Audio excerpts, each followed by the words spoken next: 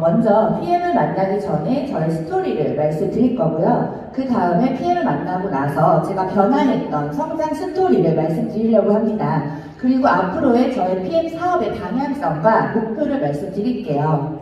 먼저 마이 스토리를 이야기할 건데요. 저는 PM을 만나기 전에 인기 뷰티샵 원장이었어요. 저는 제 일에, 제 사업에 최선을 다했고요.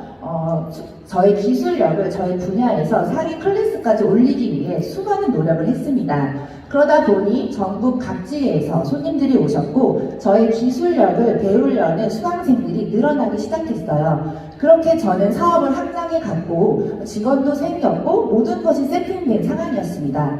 그렇게 사업에 성과는 있었는데요. 정작 모든 것이 세팅되어 있어 보였지만 저는 그때 한계를 느끼게 됩니다.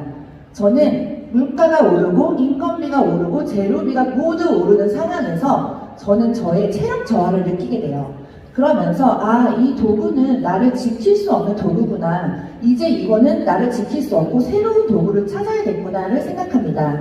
그러려면 저는 제 분야에서 프랜차이즈 사업을 해야 된다는 사실을 알고 있었어요. 시스템을 만들고 싶었어요. 하지만 개인이 시스템을 만든다는 건 불가능하다고 판단했습니다. 네트워크 사업이 시스템 소득이라는 걸 잘 알고 있었어요. 제품이 좋아서 네트워크를 많이 사용을 했었는데요. 네트워크 사업은 제가 생각하기로는 제가 사업하는 것보다 돈을 벌 수 없는 보상 구조라고 판단했습니다. 그 어떤 회사가 와도 저는 사업할 생각이 전혀 없었어요. 저는 차라리 제 분야에서 업그레이드를 해서 성공해야겠다는 확신이 더 컸습니다. 그런데 그렇게 답을 찾지 못하고 네트워크도 아니고 프랜차이즈 사업도 못하고 답을 찾지 못하는 답답한 상황에서 저의 직계 스폰서님인 변하는 사장님께 PM의 기회를 전달하게 됩니다. PM의 기회를 전달을 받고 저는 그날 사업 설명과 보상 플랜 강의를 듣게 되죠. 그날 저는 심장이 두근거려서 잠을 잘 수가 없었어요. 왜냐하면 제가 지금까지 알던 네트워크 사업과 전혀 다른 보상 구조였고 오히려 프랜차이즈 사업보다도 더 깊이 있는 보상 구조였습니다. 제품력은 제가 15년 동안 쌓아온 기술력을 당장 버려도 아쉽지 않는 그런 제품력에 저는 확신을 느꼈고 바로 사업을 시작했어요. 바로 사업을 시작하고 저는 정말 잘할 것 같았지만 사실은 조금 힘들었습니다. 왜냐하면 저의 잠재의식 속에는 이미 뷰티샵 원장님, 기술자, 전문직, 전문가 이런 것들이 너무 쌓여 있었고 저는 원래 한 가지에 미치면 몰입하는 스타일이에요. 그러다 보니 저는 제 분야에 완전히 잠재의식이 꽉꽉 차 있었습니다. PM이 들어올 공간이 전혀 없었어요. 저는 잠재의식을 사용해야 성공한다는 사실을 잘 알고 있었기 때문에 제 잠재의식을 바꾸기 위해 뼈를 깎는 고통을 감당해냈고 그것을 이루기 위해서 제가 바뀌어야 했던 어떤 행동, 테이크 액션에 대해서 한번 말씀을 드려볼게요. 저는 먼저 그 잠재의식을 바꾸기 위해서 시각화와 잠재의식 훈련을 했어요. 아침에 일어나는 시간과 저녁에 자기 전 시간이 잠재의식이 가장 활발한 시간인 걸 알고 있었기 때문에 그 시간은 항상 명상과 하원을 했고요. 그리고 아침에 일어나자마자 목표 쓰기를 집중했습니다. 목표 쓰기를 아침마다 30분 이상 했고요. 그 30분 이상에는 막연한 목표가 아닌 구체적이고 디테일한 목표를 쪼개서 썼습니다. 그리고 그룹장님들의 좋은 점과 강점을 너무 담고 싶어서 그룹장님들의 좋은 점을 써내려가기 시작했어요. 그 시간은 아침 시간은 저에게 굉장히 소중한 시간이었고 아무리 바쁜 일정 시간에도 꼭 했던 플랜이었던 것 같습니다. 그래서 저의 꿈노트에는 목표가 써있기도 하지만 그룹장님들의 이름이 굉장히 많이 써있어요. 그리고 그렇게 노력을 했는데도 잠재의식이 잘 바뀌지가 않았어요. 그래서 너무너무 힘들었는데 그때 마침 김숙주 그룹장님께서 책을 필사하라는 법을 알려주셨어요. 그래서 저는 저에게 필요한 도서와 문장들을 모두 필사했습니다. 매일매일 필사했고 매일매일 써내려갔어요. 그러다 보니 머릿속에 들어왔고 잠재의식이 그때부터 바뀌었고 변하기 시작하더라고요. 그러면서 잠재의식이 바뀌면서 저는 해당 준비팀과 시스템 참석을 가장 중요시 생각했습니다. 제가 사업이 잘 안 될수록 파트너가 없어도 초대자가 없어도 저는 매주 수유센터에 갔어요. 수유센터에 가서 에너지를 받았고 그룹장님들의 응원과 조언을 한 번 더 들으려고 노력했습니다. 그렇게 시스템 안에서 제가 점점 변했고 깨달음이 느끼게 되었어요. 그리고 세 번째로는 저희 직대 스폰서님이 변하는 사장님과 밀착 소통을 했어요. 다들 아시다시피 변하는 사장님께서는 굉장히 강점이 많으세요. 그래서 그걸 담고 싶어서 매일매일 복제하기 위해 노력을 했고 소통을 했던 것 같습니다. 그렇게 시스템 안에서 제가 변하기 시작했고 자신감이 생기면서 영향력 있던 명단들을 밀어놨었는데 그것을 다 써내려갔고 그분들을 2주 만에 다 찾아갔어요. 그리고 그분들이 사업에 관심을 보이고 리크루팅이 되면서 제가 어떤 에너지를 받고 열정이 생기고 선순환이 되었던 것 같습니다. 그리고 다섯 번째로는 보상 플랜 책자와 사업 설명을 저만의 방법으로 연구했어요.